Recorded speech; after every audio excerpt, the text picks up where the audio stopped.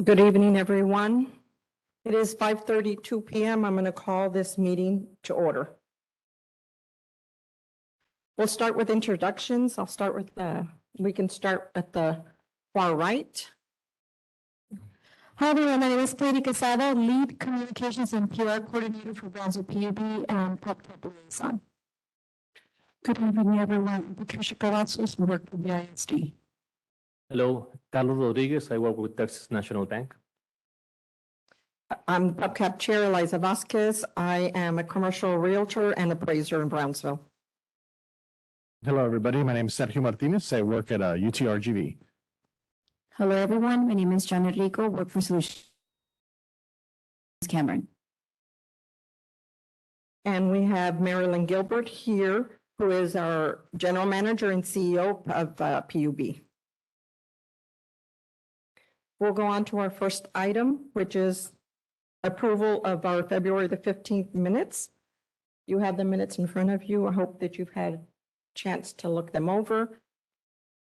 When you're ready, I will entertain a motion to approve minutes.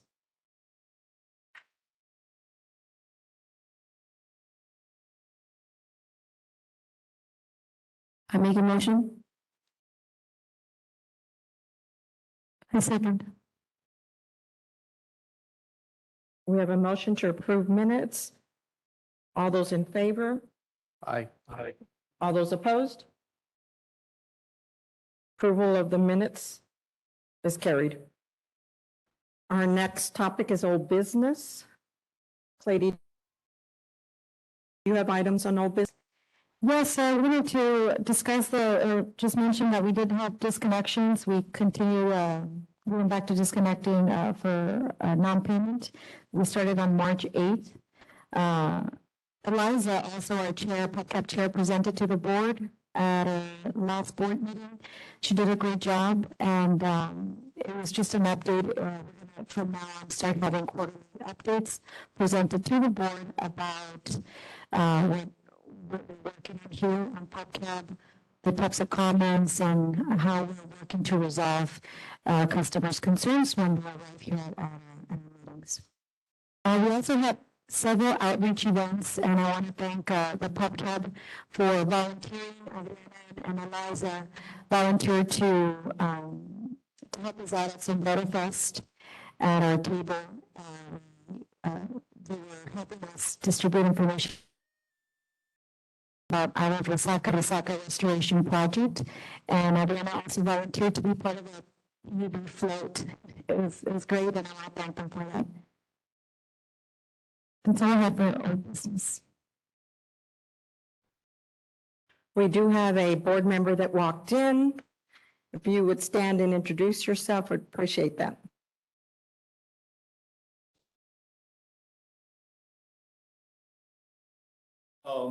Howdy all, my name is Joseph Holman. Not used to being on this side of the podium. I realize that maybe missing a little bit of hair.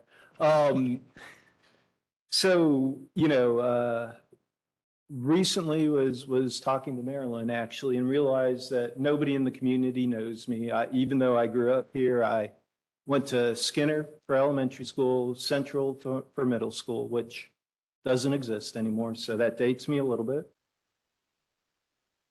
For high school. I then went on to, Boston for undergrad, Texas A&M for my master's, worked a bit, and then went back to Boston for my PhD. I have a PhD in electrical engineering. I've now been on the board for 6 months, which, if you guys recall, has been a super exciting 6 months.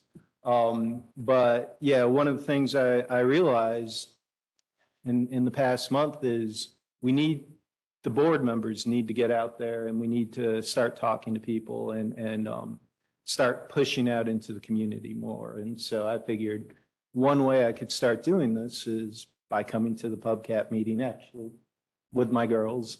And seeing if you guys had any thoughts, any opinions, and just starting a conversation. So howdy again. Thank you for being here.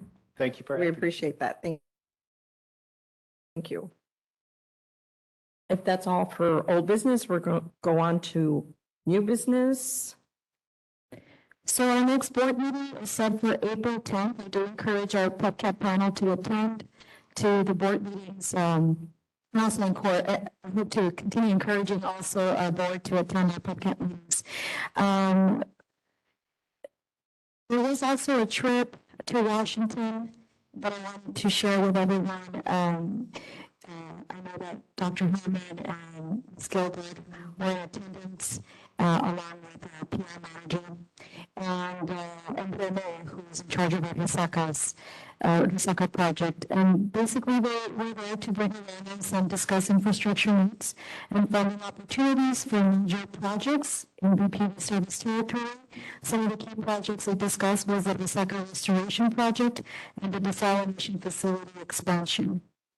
I also want to follow us on our YouTube channel. We do upload videos monthly. We are sharing all of our PUBCAP meetings, all of our board meetings, and also PSAs and other informational videos on a monthly basis. The one video that went out today was highlighting how to navigate through the BPV bill. And on this Friday, we will also be sharing another video on our tree trimming project that we have here at BPV service, rather. I also took a trip alongside with my coworker Miguel. We went to TPPA in San Antonio. We learned a lot about other utilities and how they do their outreach. They shared a lot of ideas for Public Power Week, which is in October. BPB always extends that for the entire month, and we celebrate Public Power Week. So we came back with a lot of good ideas for them. And also want to congratulate the BPB Finance Department. We received the GFO budget award. So congratulations.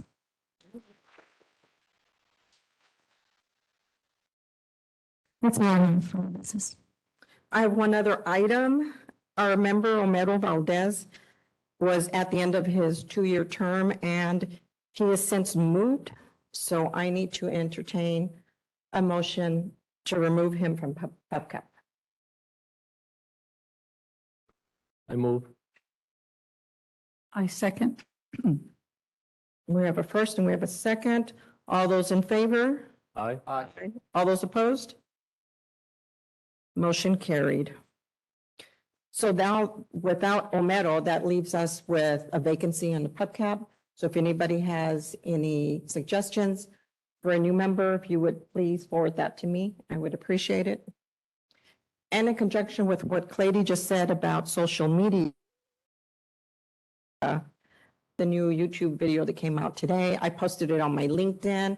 And so I would encourage you to do the same thing every time that there is a message from PUB, PUBCAP meetings, board meetings, or anything like that. If we can forward it on our social media, maybe we can reach more people that way. If that's it for new business, we have a presentation today on electric meter installations. Mr. Joe Rodriguez.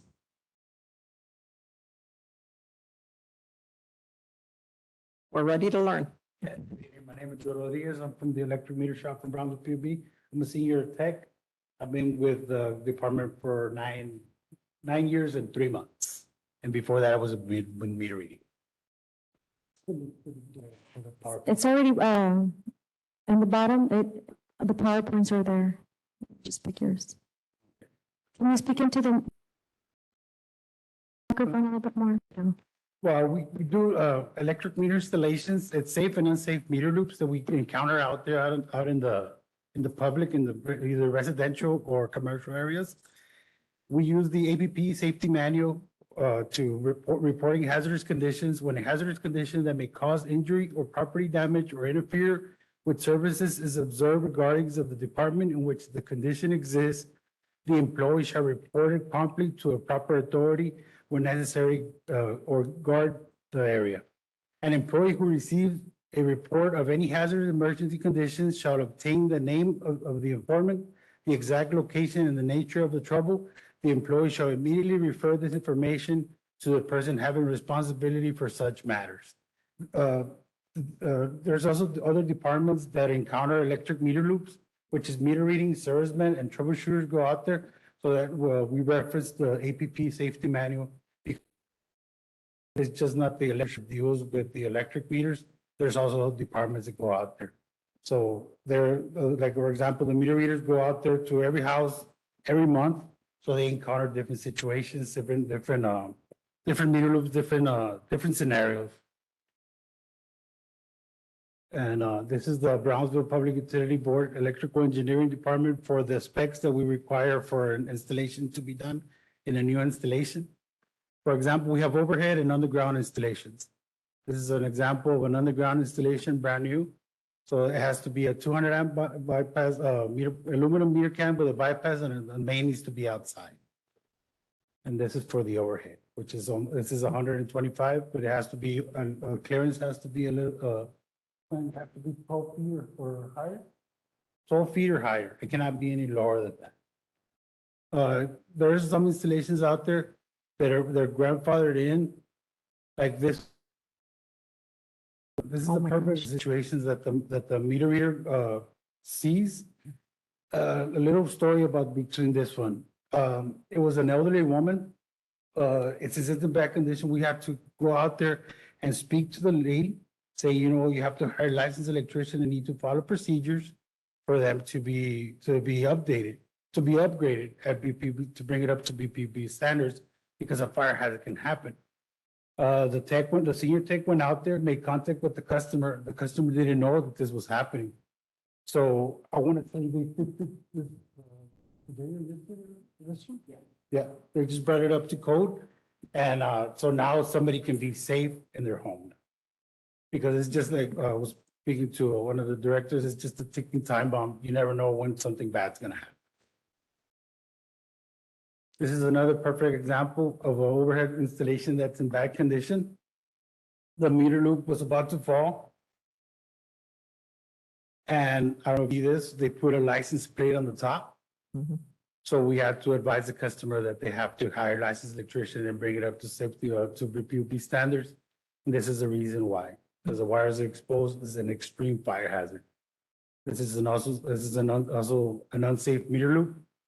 There's a point of attachment that's supposed to be here, but the facing came down and it brought it down, causing this the service drop to be at hand's reach. It's the picture's pretty close, but the service drop is pretty low, so it could be a fire hazard or an electrical shock hazard as well.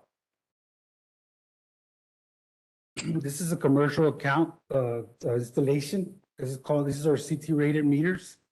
These are mainly like in your buildings that are bigger over 400 amps. This is the correct way the meter loop should be in. This is for overhead as well. This is one of the scenarios that outside meter loops that can happen. It's on the ground. The meter reader went out there, saw it on the ground. The meter can was actually energized. So somebody could have actually stepped on it, or let's say somebody was cutting the grass, somebody was out there, it could have been in close proximity, and they could have got an electrical shock or burn. Yes. What caused it to drop? This caused it because of age. This was, it's made out of metal, the steel, so it rotten from the bottom. So it caused for the pipe to come down to the ground. This is at the airport. And it's a vacant building, so since nobody was there, nobody can report it. So that's why the meter reader went out there, that's why we had one of the training. If they see some of these discrepancies, to report it to us as soon as possible. And I went out there, called the troubleshooters. Well, I opened up the transformer, called the troubleshooter. They disconnect, and then I removed the wire that's coming in from the meter to inside the transformer. The customer stayed with power, but it's not, then we have to contact the billing department so they could properly estimate, because it's not being metered. Until they bring up the meter loop to code, then we go out there and put on a meter and it's properly billed. So this one's soon to go. This happened not even a month ago. This is another situation that it could happen. These are under older installations. It's the same thing, right here at the bottom. It's already rusted off and it's coming down. And the same thing, the thing is that with this, if they lose the power to the meter, the customer still stays with power. So that's why we go out there and inspect, we do maintenance on electric meters as well, or the meter reader reports it, and we go out there. And, depending on how the customer is, we have to advise them that they have to hire a licensed electrician. In city. We also have our multi-pack meters. This is for commercial as well. This is the proper way for us to be, or sometimes this can happen. This is at an apartment complex. This is a fire hazard waiting to happen as well. If all of them fall, so I think there was a meter pack with 10 meters, so 10 customers would have been without power. And then this is from the other side. Well, there's actually 6. And like right there, the meter loop, it's leaning, but the customer still has power. But it's just an accident waiting to happen because the whole meter can is energized because there's wires coming in and then it's going through each individual apartment. So he said, why should we report an unsafe meter loop? So all electrical accidents and near misses must be reported. Examples include damaged electrical equipment that present an electrical hazard, broken casings, any electric shocks, equipment that shows signs of overheating, fires or damage to installed equipment, sockets, outlets, lift fittings. Working around electricity can be very safe on the job site when workers properly identify and control hazards, but inadequate training, lack of experience, and failure to recognize potential hazards could result in electrical shock or death. We just had an incident today that one of our techs went out there and saw one of the meter almost melted, and the house is vacant. But we're like, can we give the customer? Can we still keep the customer with power? And unfortunately, we have to make the call and say no because it's a fire hazard. Because this is one of the things that can happen. This was caused by some animal went inside the gutter box, and then the gentleman that was cutting the grass like 20 feet away, and he heard a loud explosion. It was actually a meter pack of 4. The blast was so hard that it even broke the transformer, which is about 25 feet away. This is what happened. This is one of the scenarios that can happen. This is a residential area. The way we found this one, that the meter was off. We couldn't have the display. So I go out there and check. All this wire was completely melted. It was probably maybe less than half an inch away from the inside wires to make contact with the meter can. And it would have made a face-to-face arc flash, and it would have caused a fire. And unfortunately there, we had to disconnect the customer as soon as possible. And he had to get a licensed electrician and inspection as well. This is a residential area. This is the same residential meter, sorry. This is more or less the same thing. This is a 3-phase meter can. The middle phase got overloaded, and the insulation of the secondary wire started melting. So this was also a fire hazard waiting to happen. And the reason we found it as well, because the meter was off, and we have to advise the customer that they have to hire a licensed electrician and bring the meter loop back to PUB standards and city inspection as well. This is also one of the scenarios we catch out there. The service drop was very low. It was inside, the meter was inside the house. So we had to advise the customer that they had to upgrade because it was hazardous. For starters, we couldn't go in there, and it's a hazardous. So it's a hazard. So when I spoke to the customer, she's like, "Let me hire an electrician. We have to get an inspection." The inspector couldn't find anything secure or sturdy enough to put the meter loop around the house. So the customer stayed without power, unfortunately. But it was a rental property, but still, like, we had to bring those, advise them to contact the city for inspection, and they have to redo the wall. I'm sorry.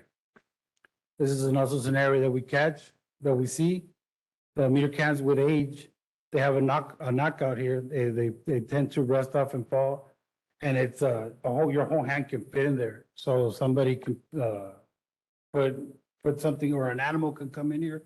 Usually birds or rats love to go in here because it's warm. And then they come in here and then they cause a fire hazard as well. This is another scenario that we see out there. That the meter loop comes detached from the wall. And it's all causal color. Like here, from the riser, the wires are exposed right around here and they're energized. So it's just taking time on what to happen. This is also an unsafe meter loop. Customer was gonna remodel the house. He's like, I'm just gonna leave the old meter loop there. But as you see, it's not in working clearance condition. So unfortunately there, we had to cut off we have to disconnect the customer and he had to get a temporary pole and a working clearance from the city. I know I'm going a little bit, you have any questions? Actually, I Yes. do. So when we had the new system and the meter reader's not going out there every month, how are we going to catch these things? That would be he knows a little bit more about that.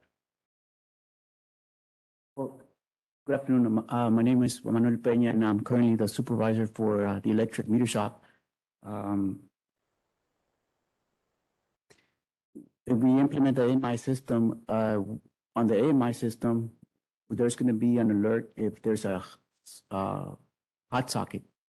Basically, we'll get an alert on the system saying that there's a hot socket, and we can go out there and investigate to see what's going on. It could be up to 85 degrees. I mean, 85 Celsius, and then we can go out there and with service order, we can go and check to see if there's a burn wire, a gut that's overheating, overloading, and then we can notify the customer that they need to basically go through inspection, upgrade the meter loop and go through inspection so they can upgrade. So that's another benefit for the new system that we're going to get on. Yeah, yeah. And not only the alert, but also we're going to get the voltages, the current readings, connect, disconnect on the AMI system. Yeah. The other question I thought of was when you showed some of those overhead installations, are they mostly underground now? Yep. And Are they still permitted? yeah, it all depends on the area that we're at. If we have an overhead circuit, it has to be overhead. Now, As long as it's the 12 feet. yes, correct. Now, it all depends also, they could be from overhead and then build the riser and put a transformer that's underground and it can go underground, depending on the engineering or the customer that's going to build that new business or house or, yeah. Mhm. It could be built from overhead to underground or underground to overhead, yeah. I have a question, sir. So what you're saying is when there's an issue or a hazard meter, y'all are alerted? Is that what you're saying? Or I didn't understand what you meant. Like, for example, like how do you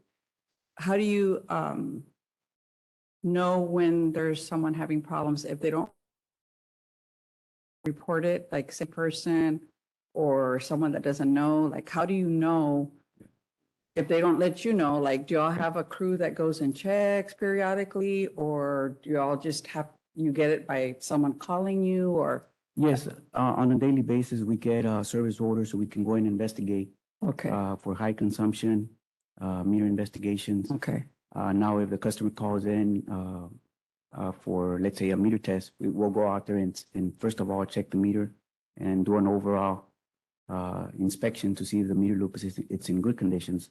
Now, there are some customers out there that meter loop has been like that for years, and for them, it's something normal. Like it's been like Right. that for years, and no one has told me anything. And That's why I say, because, we're not real, like, yeah, this is new to me, so. yeah, Yeah. correct. And I mean, I know and I understand that some of the meter readers are out there. And they're trying to import those readings as soon as possible so we can bill those customers. Sometimes they don't have access to them, so they'll do a bino to the meter. So it's kind of far away for them to see Right. details like a rusted meter can, small little details on that. So And I'm saying because it's very, I mean, it's very hazardous, Yeah. right? So Yes, it's it real is. important to be educated on how to notice when something is good or not good, or just, maybe they're just not on top One of of the it. signs that we see out there is, the customer calls, they only have half lights. Half of my house has power, the other house, the other side doesn't. So when the troubleshooter goes out there and goes to the meter, they see that one of the legs is bad. So that's when we go out there, remove the meter and rise it. Okay, thank you for that clarification. Any other questions? Thank you, Mr. Rodriguez. Thank you, Mr. Peña.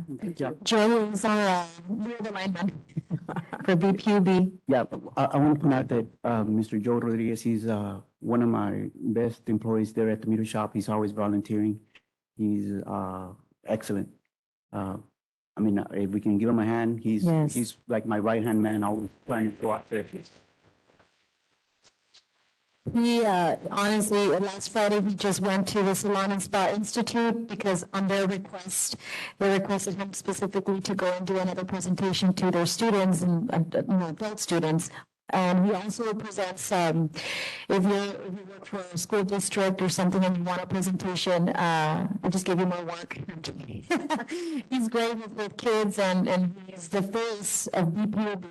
When he's speaking and advocating for electrical safety in the community. That's Joe, lead alignment. Thank you Thank so you, much. Thank you very much. Thank you. Thank you, Joe.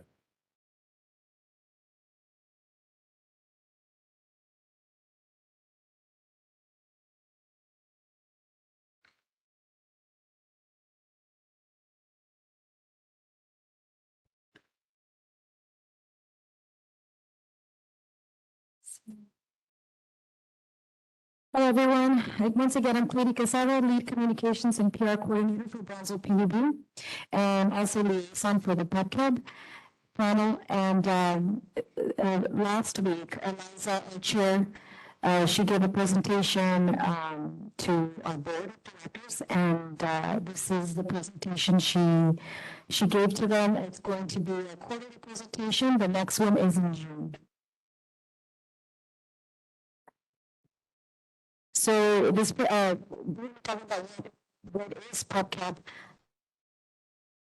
Our purpose, our members' terms, bylaws, our upcoming dates for meetings, our upcoming dates for our board quarterly report, and some of our community involvement. Our purpose, BPB established the PUBCAP advisory panel to provide customers a forum to express community concerns back in 1983. So the PUBCAP has been alive and running since then. We've always thought of this as a place for the community to come in, voice our concerns. And I can say every single time that I've heard a concern from a customer, PUBCAP has been able to relate that information to our directors who are always present at our meetings and problems to get resolved. PUBCAP consists of 11 members, including the liaison. And the liaison myself, is a person who's facilitating the meetings. I'm sure we provide the minutes for each of the meetings and organize events for them as well. PUBCAP meetings are held once a month here in the Radix Boardroom, starting at 5:30 to 7, the third Wednesday of each month, and it's been that way since 1983. And everyone from the public is welcome to attend. Our members, this is our brand new photo. Eliza Vasquez is our chair, Jenna Viglico, our vice chair, Adriana Contreras, our secretary, Griselda Munoz, Miguel Patino, Carlos Rodriguez, Sergio Martinez, Angie Capistran, Patricia Cavazos, and myself. Changed our bylaws this year for this term. These are the 3 items we updated. Meetings shall be held on the third Wednesday of each month at 5:30, from 5:30 to 7 in this boardroom. It used to be that the meetings were the other building at the now. We updated that information on our bylaws. The chairman will present a report on PUBCAP to the PB Board of Directors on a quarterly basis, as I mentioned, and our next update to the board will be in June. And citizen comments was limited before to 3 minutes, and we expanded a little bit, allowing 5 minutes for each speaker to come here and share their concerns with us. So our next meeting will be April 19th, and those are our dates for our community meetings. And we strongly encourage the community, if there's any community or residents here today, we do encourage that you let your friends and family know that this is more of a town hall meeting. So I like to look at it where everyone is welcome to raise their concerns, ask any questions you might have. You might not really understand how things work or why your bill looks one way. And there's always, at these meetings, there's always a representative from each department to help you answer the specific questions. And there's on the other side, we have a board calendar, and it'll be on June 12th. Community involvement, I'm really excited because I like the involvement of this panel. And you see there pictures of Eliza and Adriana at Sombrero Fest and Fridays. During COVID, after COVID, we kind of, our events kind of wound down for a little bit, but now we're going back out there and we want to be as close as possible to our community, just to inform them of everything that we have going on. We talked about the Osaka restoration project at Sombrero Fest, and we were giving out T-shirts to everybody. So I just want to thank them for that. But we also, Eliza was also at a water tour, an electrical community tour. Just so you know, BPB does host a tour for water and wastewater in May, and an electrical tour for the community also in October. We have 25 spaces for people. And so as soon as we release that information, I encourage everyone to sign up. It is free and it's open to members of the community. You do not have to be a PB customer. And we will give you a tour of our plants, and water plants, SRW desalination plant, and Cyrus Ray, along with substations and our linemen are so great. They give a demonstration of how to do their jobs. So at our January 18th, we did approve the bylaws that were updated. And we had a presentation on our winter event. That was during Christmas. We had that cold front come in, and we were operating as if we were an emergency for a week, essentially. And we were able to work there for Christmas, and that was a big undertaking, and I just want to thank everybody who worked really hard through Christmas. We also had a presentation about our assistance programs. Eddie Hernandez, who's also here today. Eddie, do you have an update? Any update you want to share with us on assistance programs?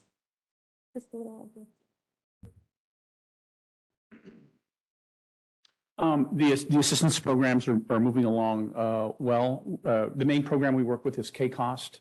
They received their funding from the Texas, for the state of Texas. Actually, we were at the same conference with CLADI, Texas Public Power Association, and our billing and collections manager did a presentation along with San Antonio, CPS. So it was interesting to see the different efforts. Along with them was the people that we deal with from the Texas Department of, I just forgot their name, but from that department, they were there. So we were able to actually meet with them in person. That was nice, and talk to them. We'd WebExed with them before. Now they're one of the companies. So there's Texas Utility Help, and then local is KCOST. They both received their funding from the state agency. K-Cost actually receives its funding from Texas Utility Help. Texas Utility Help is the online version. So if you know anybody who needs help quickly, that's probably the best way to do it because they can process it a little bit faster since everything's online. And they did let us know that typically they receive about 110 to 100 in aid. This year it's 300 million, but that will end in September. So they're really making a hard push to get that out. And we've been working with marketing to get that message out to all of our customers every which way we can. So if you know anybody who needs help, Texas Utility Help, they have their online presence. They can fill out the form there. They will go through an application process. It'll take about 20 to 21 days. If it's local, K-Cost can help them. K-Cost also has a fuller variety of programs because they help with multiple things, not just electric and water. And that's the other thing that's new is this year they're helping with water and sewer also, which they didn't, both programs, which they didn't in the past. So that's that's kind of the trade-off. Texas Utility Help can help you quicker, about 20 days.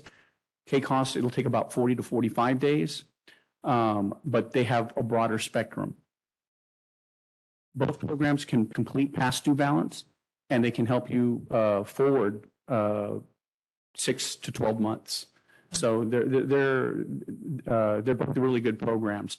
We have had a lot of customers going in and getting aid. Right now, I know that K-Cost is booked up for the month of March and I believe April. So they make appointments ahead of time. So that's one of the reasons that we began early in our efforts to back in January and to try to get people to come and do something about it. Unfortunately, if you wait to the last minute, you're going to be in line with everybody else and they only take so many people. And that's that. I mean, last year they were able to provide our customers about 2.5 million in aid. So it's significant. And this year they're already on pace to break that. I think when I checked this past month, we were already close to about 800,000. So if you know anybody who needs help, and you can reach them through our website. We have direct links. So if you don't remember the different programs, don't worry. Just hit the PUB website. One of the big banners that you see, there are about 5 that usually go through, is utility assistance. You can click on that and it'll take you right to all that information. Anything else? Great work. I will add that my parents use Magic Valley Co-op, and I did call them and ask them if they had assistance programs for their clients. And it was like pulling teeth with the rep that I got on the phone. And at first she said the only assistance they had was to extend your payment date. So if you have your payment due on the 1st, maybe they do it to the 20th or 25th. I don't know.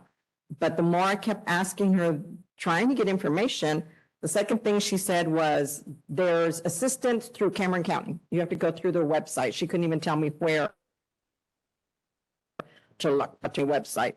And I said, is that it? Just Cameron County? And then she said, the Catholic Diocese. You can go through the Catholic Diocese to do that. But it was so hard to get information from her. They weren't very forthcoming, and it didn't seem like they have any programs readily available for their clients if they end up in that kind of situation. Yeah, that surprises me. Also, forgive me, but I forgot to mention, PUB also has Share. We have our own program that we fund. And we also have an elderly assistance program, now that you mentioned that we fund, that PUB funds. Those programs, typically, the way it works is you can use K-Cost first because it's a very broad spectrum and they can help you for they can help you for up to a year. Okay, so the customers like that. What we do is we use Share and ILIAP, which is our elderly low income assistance program. That acts more as a safety net. It's there them for years and years, like decades. But they're more of a safety net program because our programs are limited to 1 to 2 months. And typically what happens is if somebody doesn't qualify for one of the CAP or the LIWAP program, that's the electric and water program, if they don't qualify for those, because maybe they're not a U.S. resident, because you do have criteria, then they fall through, but then we can catch them with Share and LAF because they're still our customers. So we do use the mix. And what we do is we contract with K-Cost. As we're not a social service and that's not our forte. What we did was we contracted with them. And so they handle the full gamut. That way they're able to take care of the customer right then and there, whichever program it is. So whatever you qualify for, they can handle it. They can take care of it. You don't have to go back and forth. Agreements with them where we share information back and forth. So that makes it a little bit easier for the customers also. Eddie, when a customer calls or walks in, are the staff trained to assist them if they have like those financial assistance kind of questions, or how are they referred to those services? Yes, actually, Eddie Campirano and Marley Marin are here. And all of our staff is trained, call center, customer service, everybody's trained, billing, collections. They're all trained. They all have the information. We have copies of we can't do it for you, but we can give it to you and we can tell you, hey, this is what you need. Whether it's on the phone or in person, we try to give them the information up front. So when they do go, they'll have everything with them. Because that's always important. And obviously they're very familiar with our own programs. We also do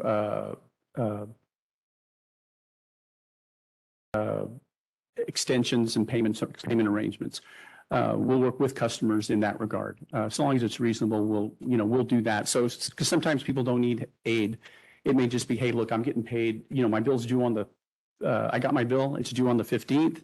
I don't get paid till the 30th. Can I have a couple of more weeks? Sure. We'll work with you on. So That's good. whichever way. That's great. Any other questions? Thank you.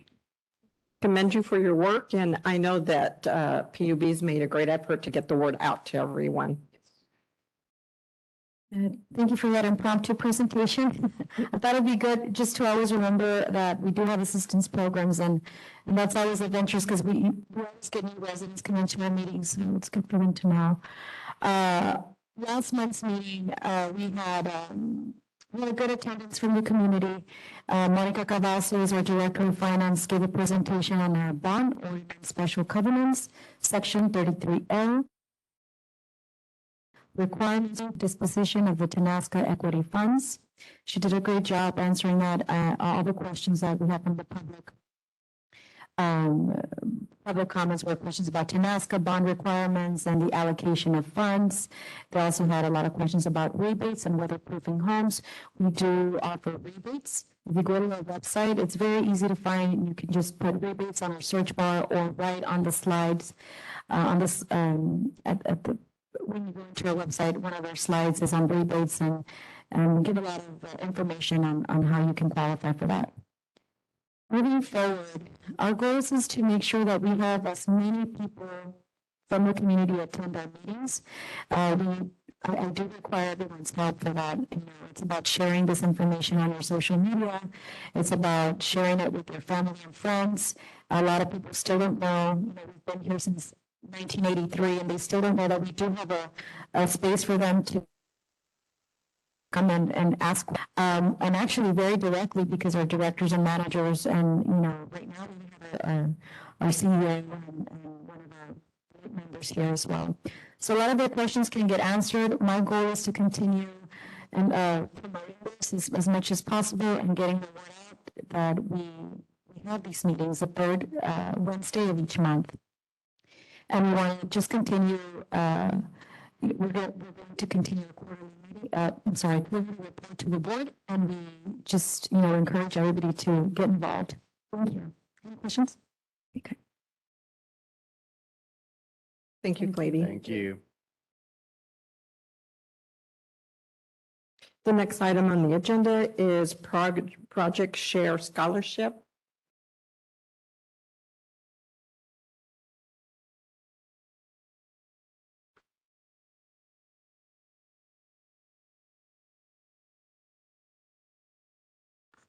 Hi, good evening. My name is Miguel Calles, Digital Information Platforms Manager with the Brownsville Public Utilities Board. And today I'll be giving a presentation and update on the Project Share Scholarship. So our mission, BPB believes in the value of education and allocates monies each year to a scholarship fund where deserving graduating high school students are awarded a scholarship in an effort to aid them in their pursuit of higher education. Now, typically, these funds were normally acquired through our golf tournament that we would host each year. But unfortunately, due to the pandemic, that kind of was put on hold for a while. And since then, we've partnered with Constellation, who contributes to our Sendero charitable funds. And that's where we get the money for the scholarship. The scholarship that we award is 10 scholarships worth $1,000 each. And those are awarded to aerial students that are graduating in the current school year. There's some requirements that are part of this scholarship. Number one, the student must obviously fill out the application, but in order to do that, they must receive service from the utility. That could be either electric, water, or wastewater. They must be graduating in the current school year, in this case, the 2022-2023 school year, and they must be attending an accredited school in the United States. The submission requirements are online. There are some other requirements. They must provide, proof of being a customer of PUB by attaching a bill statement on their application.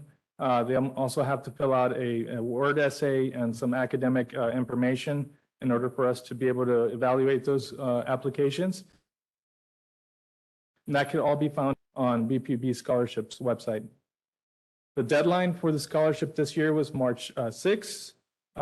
We received about 57 applications this year. And so we're currently in the process of evaluating those and making sure that they all meet the requirements before we proceed to the evaluation part of the process. So as I mentioned, the evaluations, we do have a committee that's comprised of 6 members, typically 2 members from PUBCAP, 2 to 3 members from PUBCAP, 2 to 3 from volunteers from the public utility, the organization, and then also some retired educators from BISD have volunteered. Typically, how that works is the committee will divide up the applications between 2 groups, and they'll get to evaluate based on a point. So there's different criteria for that. The GPA, we give a 10-point system, or 10 points, I'm sorry, awarded automatically. And then there's other criteria for extracurricular activities, work experience, and award and honors. And then the essay is also weighted at the highest. So the total number of points that can be acquired by an applicant is 100.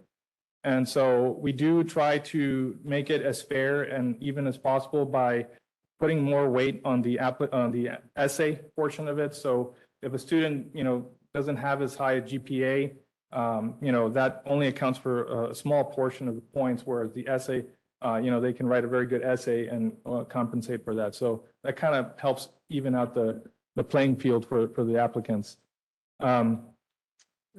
After that, we do send out, we've evaluated, we select the top 10 applicants, and we will send out award letters notifying them that they're a recipient of scholarship.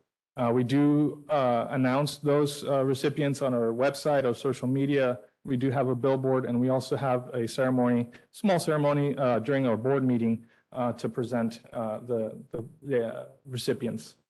After that, the funds are transferred directly to the accredited school, and the student receives their money. So that's pretty much the process and the scholarship. Does anybody have any questions? Are they still looking at their state exams like the ACT and SAT? Is that also part of the criteria for? No, I think Not anymore? Not anymore. It used to be, It right? used to be, yeah, but no, That's not, okay. we've done away So with they're that. not, they've done away with that. Okay. Yes.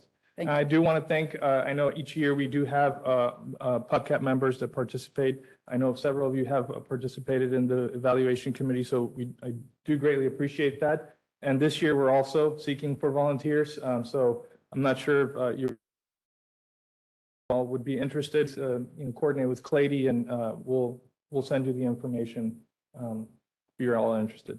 What is the deadline to return the applications back after further PUBCAP to review? So right now, we're conducting our preliminary review. We usually give about 2 weeks. I'm thinking about April 14th, April 20th, more or less. We're still evaluating because we're doing the evaluation internally first. And once we've done that, then we'll be able to reach out. We typically send out instructions, very detailed instructions on how to do that. It's done entirely online. So obviously, we try to make it as easy as possible for the evaluators. So. As far as the awareness for the students at the schools, how do you all get that out there so that they know Yeah, that's a that good, they that's a can? good question. So we typically coordinate with all the school counselors. So we do have promotional material on our website, BPB scholarships, where the counselors can go and download flyers, postcards, all sorts of information related to the scholarship. So we work with the counselors on a regular basis. We've worked with all the area schools. So the scholarship is not just limited to BISD, it's all area schools, right? That just you have to have service with BPUB. But we do work with them. We've done some outreach events in the past with a scholarship night with the BISD and other types of outreach events that they host. So we're actively promoting it on social media. We have our billboards and print advertisements, press releases that go out. So we try and get it out there as much as possible. But the main thing is we have direct communication with the school counselors. Thank you. Thank you, Mr. Collis. We appreciate your presentation and your time and effort for this you. project. Thank you. Thank you. Thank you. Next on our agenda is public comments. Do we have any public comments?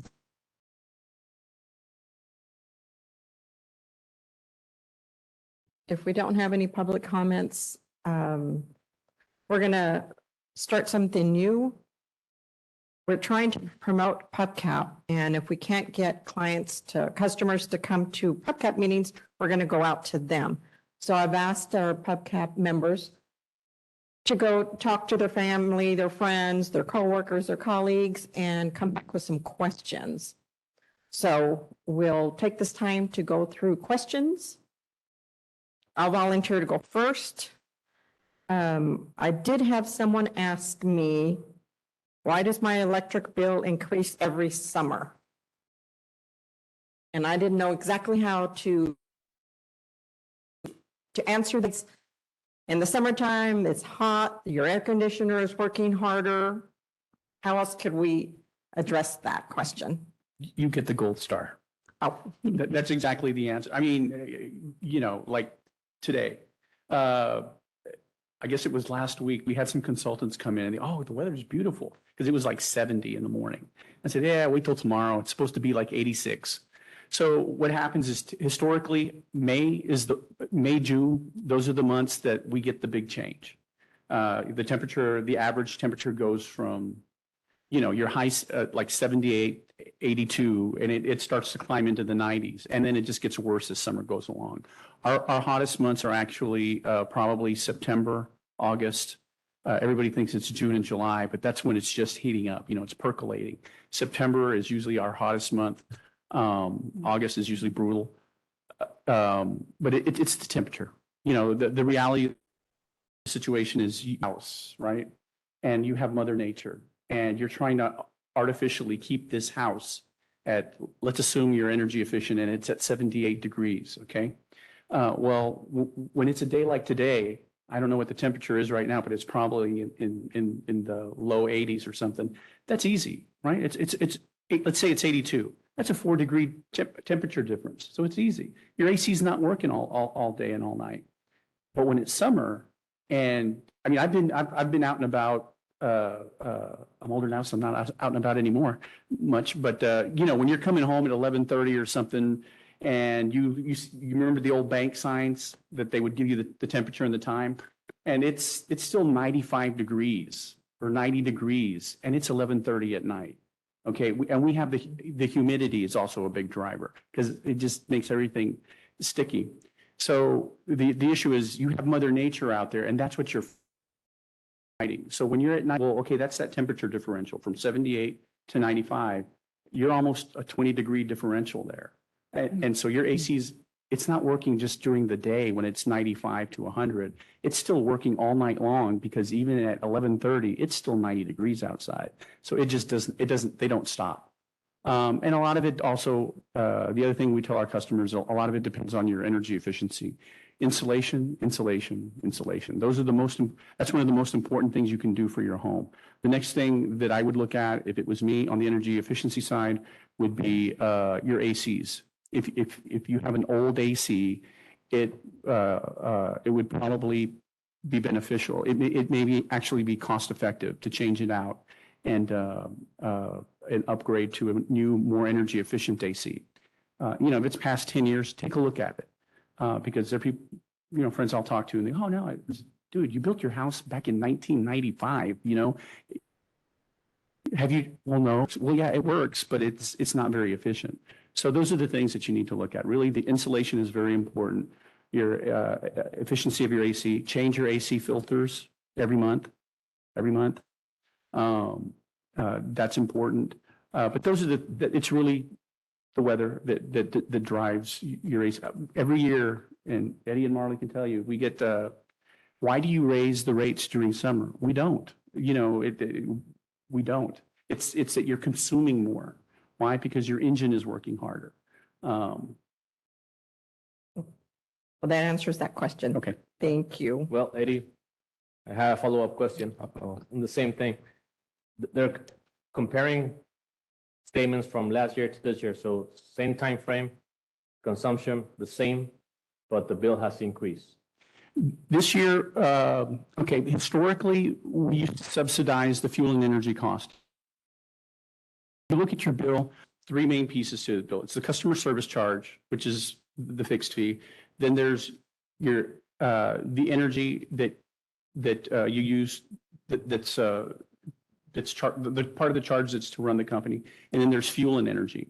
Fuel and energy is just exactly what it sounds like. It's the cost of fuel, whether that's gas, whatever it costs to make the electricity, whether it's gas, we don't use coal anymore, but gas, coal, wind, solar, whatever we're purchasing or what we own, what we use, we take all those different costs and then we, to keep it simple, basically we average it out and we say, okay, it costs 7 cents.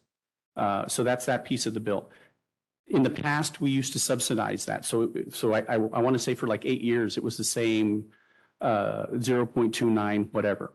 Now it fluctuates because we're actually out on the market, right? We're not subsidizing anymore.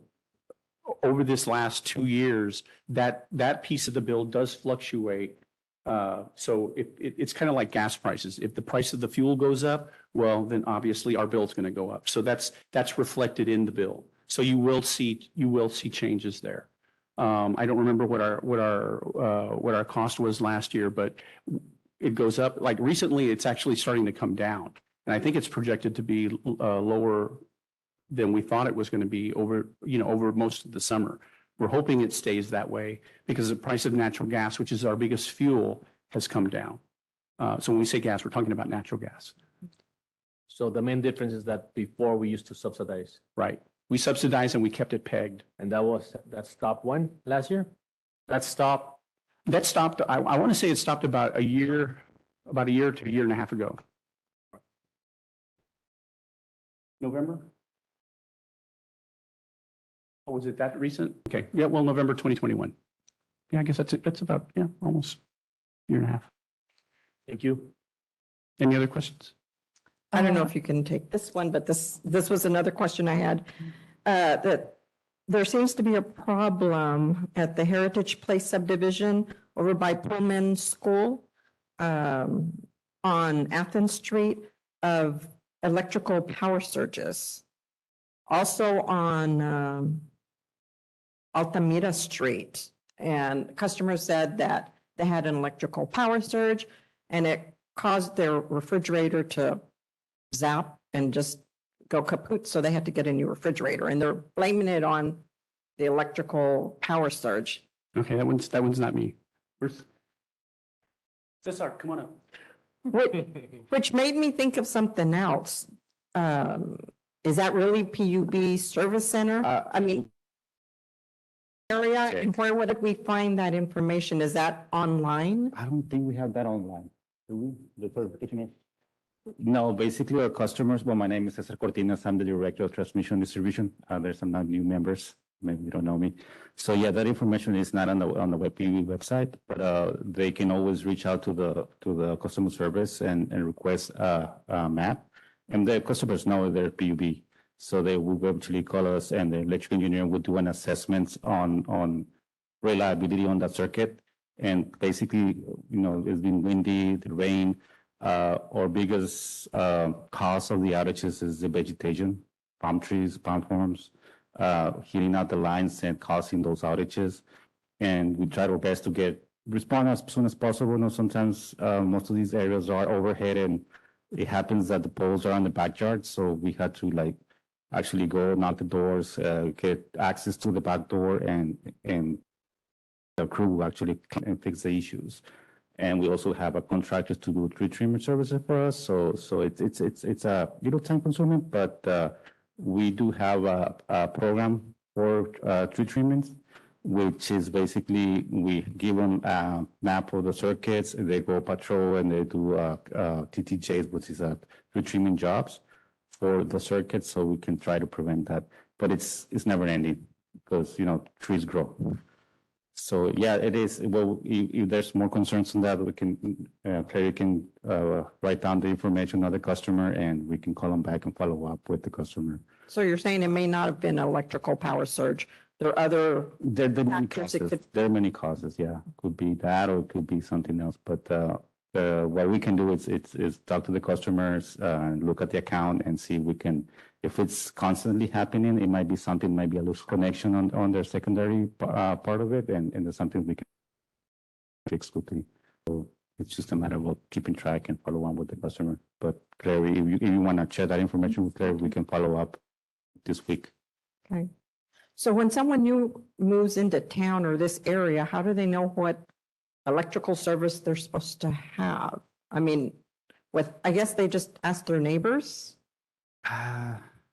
who they have. I think Depends on where you live too, or what area of Brownsville you live. Because I know the area where I live, it's CPNL, and then we have the PUB water. So I think that's correct or no?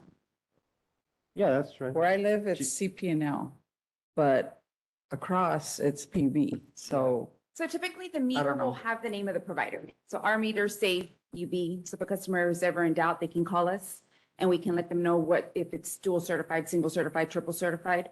But even if it is dual certified, it's to their benefit to stick with the provider house already has, because then there'll be costs incurred if they want to switch providers.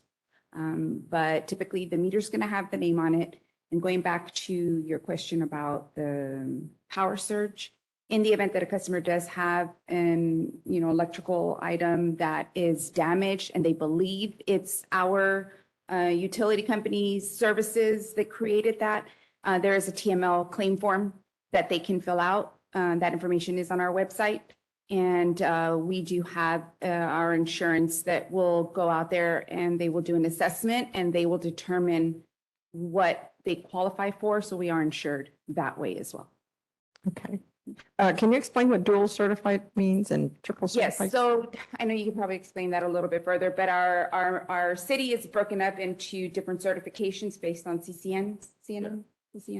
And so those companies are allowed to this, but again, they do have to we base ourselves off of the lines, the drops. So basically, we have City of Brownsville. The majority of the land of city it's owned is provided by PUB electrical. But there's on the out of and some of the middle northwest of the Brownsville area, we have 3 different providers, which is PUB, Magic Valley, and AP. So it's basically that. And when there's a new customer, a new development, they have to go to site plan to the city. And that's where we come on board and tell them that it's either our service or somebody else's service. But when it's a when it's an existing, the best thing they can do is just look at the meter. But when it's a brand new business, house, it needs to go through site plan. So that's where we tell them if it's ours or it's not. Same for water and all that. Thank you, Mr. Cortines. Do we have other questions? Yes, sir.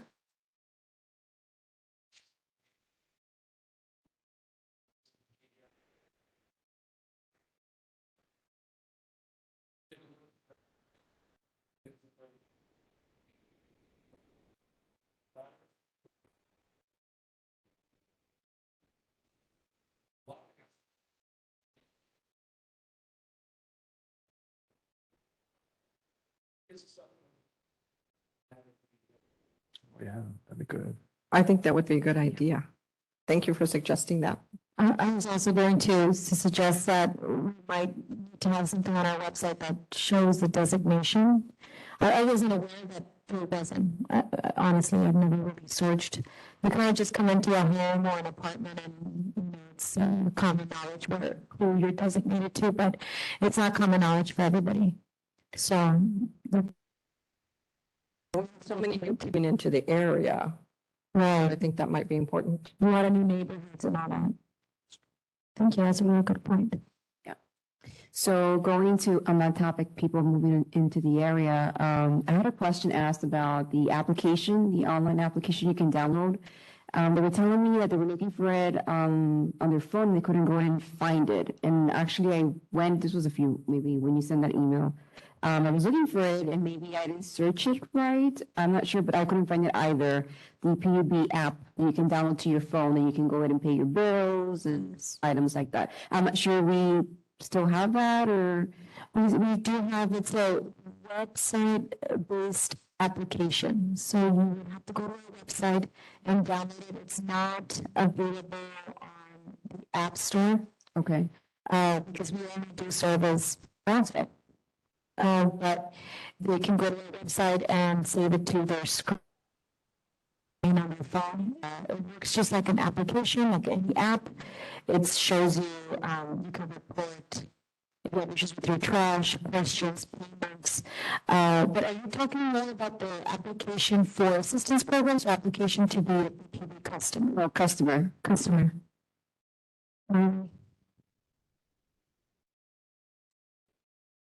We're moving to the areas, and I was looking into the website, and I was just at work, so I was looking at it, and yeah, like I could, on the website, it made it seem like there was an application you can download from the, was it Google Google app, whatever. And therefore, that's what I did, but I couldn't find it. But then if you're saying that maybe it's a bookmark, that you Yes, it's a bookmark. So it's two different things. I know you can talk about the website. Yeah, it's a little bit confusing. You're speaking to the mic. We are recording the meeting, so if you're speaking, just. Yeah, there's a little bit of confusion on that. We do say that that works on mobile devices like Google and Apple, but it is not available through the App Store since it's a web application. I do know that that application does let you do the bookmark, and it works well on all devices, including tablets, iPhone, Android, all those. Also, you can access the open up service orders, check for outages, report outages, and then also pay your bill on there as well. For applications and for submitting new service, that is available on our website. It's through the residential area, and they can apply for service there. That goes directly to the customer service portal where they apply for service. So if you go on to your phone, whether it be Android or iPhone, and you search Brownsville P, and you go into the website, there's a few buttons at the top. One of them says My Account. Another one says Report an Issue. If you click on the Report an Issue button, it's going to show you how to report an issue. Almost instantaneously, you're going to see a little pop-up window that says, add to your home screen. That's what's going to give you, you're going to follow those instructions, and it's going to add the little PV icon onto your home screen, and it's going to look like an application that you've downloaded, but it's a web link that's going to take you straight to that. I think we can show them on the screen right now.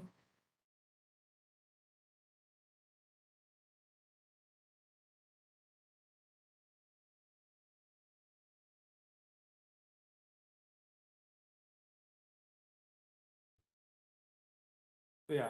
Report an issue. This is the report an issue that we were talking about. And that'll take you right to the app. This app does tailor to different mobile screens, like I mentioned. To apply for new service, we do have that here on our service. We also have our search bar, so you can access that. That's pretty robust, and pretty much anything that you you're looking for on the website, the search bar will bring it up. But for applying for new service, Can you go and click on that, apply for services? yeah, right here, and then it'll give you the instructions, and you can apply for service. That'll take you to the customer service portal where you can do that. And so I'd just like to add, because I know it's a confusion sometimes when customers are applying for services, right here on the instructions, it tells you to email your documents to customer service. Customers think that they just apply for services on the website and that's it, they're going to get connected. However, we do need the lease, the IDs for all adults that are going to be living in the home. And so in order for us to process the application in a more timely fashion, we do recommend that everything gets sent to the customer service email with the reference number that's given to you in the application. As soon as you finish that other form, it's going to give you a reference number. That reference number, if it can just be placed on the subject line, and we'll get to it much faster. Okay, thank you. Thank you. Any other questions? Good afternoon. I represent manufacturing, and let's see, last year around this time, our bill was around $75,000, and then it went up to 95. And I opened this facility back in 2011, so I have warning matters on my speed dial. So every time electricity goes down, and I call Danny, or I also called Mr. Hernandez. But my question is, I know that we have all these programs for households. What about the commercial? So I've been working with Danny to decrease, the cost of the utilities in different programs, how to make our company or premise, energy efficient, and all the programs are available to customers like us, like our company. Is there anything that we can do maybe to promote this? Because I know there's a lot of other companies that might be interested in working as closely, with PUB like I am. And the reason is because I know Danny since we opened the facility, and he's also part of my Rotary Club, and I know people, so I feel comfortable calling him. But what about those businesses, either new in town or those businesses that maybe they don't know? Our key accounts department works really closely with all. We have our key accounts department that works with our larger customers. We also have an energy efficiency department that can work with people. Typically on the commercial side, there are no federal programs funding anything. And that was, we asked the same question because we had the state guys there at the TPPA meeting. They were like, no, it's all residential.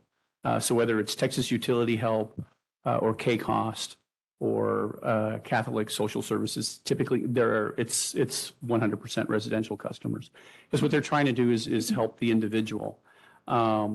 It's unfortunate, but that I'm aware of, there's nothing out there. Even, working with Dan in these programs to make our, we change all the lighting and the workhouse. Yeah, now that we do work with, because I know us, PUB, we've worked with a number of different key accounts and other businesses here to change out lighting, to do insulation. And once in a while, I know we work with BISD to do special projects. So if we're amenable to suggestions, if they can show us that there's a payback for it. Would be something that maybe we can promote to businesses. Yeah. I mean, I reach out to you guys and you guys help me, but I think it's a great program and we're saving energy and money. So why not supposed to do this. Well, yeah, and you're saying that, maybe we could do something like some co-advertising with the Chamber of Commerce or That's something. online, yes. To drive them to our, what we like to do, as you see, we drive things back to our website. So what we could do is maybe partner with the Chamber of Commerce or somebody like that and have them, they could put a blurb on their website and then the links to our commercial programs, because we do have commercial programs for energy efficiency. That's a good idea. So you need help with that. Well, there you go. Oh, perfect. We'll be in touch then. Thank you. Odie. Any other questions? All good questions. Thank you. Our next meeting is going to be April the 9th. Yes, sir. I'm sorry. Can you come forward? Do you want to give us your name? Ernesto Hernandez. Mr. Hernandez. Ernesto Hernandez, yeah. Well, this is my first time here. I'm here with Leadership Bronzo. And what are you going to bring more awareness to the citizens about the meetings? Because I pay my PUB bill for my business for 2 residences, and I had no idea that there was meetings and everything that's being talked about here. So, I mean, that's just an example. And I'm very tech savvy. I'm very up to date with, well, I thought I was up to date with a lot of things. And now imagine people that are not tech savvy, Right. how are they being informed about stuff like this? Thank you for that question, Mr. Hernandez. Thank you. Yes, I work in the PR department alongside digital platforms, and it's true. In the past, there wasn't a lot of social media traffic or posts from us on our PUBCAP meetings. This is my first year as a liaison, and that's why I mentioned during the PUBCAP update that my goal is to make sure that we promoted a lot to the point where on people's Facebook pages constantly, because there's a lot more traffic on social media, the probabilities of you bumping into one of our posts is less, just like anywhere else or any other page. So I'm very much for that, and we're working very hard to get the word out there, and we're getting a lot of new people in. I want to say since the beginning of last fall, we've seen a lot of people coming to our PUBCAP meetings, and I'm committed to do a better job of promoting that, not only on social media, but also through our braille research, through our print ads on the Herald for those who don't have access to their laptops or Wi-Fi and all that stuff. And that's my commitment to go ahead and promote these a lot more. And I appreciate you being here. No, yeah, thank you for that. And I just wanted to be more informed as well, because I do go to the website, I do pay my bill, and I'm going to your website. I was still missing all this information, so. Well, that was a good question, and we welcome you to come back. Yeah, thank you. Thank you so much. Thank you. Any other public comments? Our next meeting is April the 19th. I think that's all the business that we have for today. I will entertain a motion to adjourn our meeting. I'll make a motion to adjourn. I'll second. We have a first and second. All those in favor, say aye. Hi. All those opposed? It's 6:50. I will adjourn this meeting. Thank you, everybody, for coming.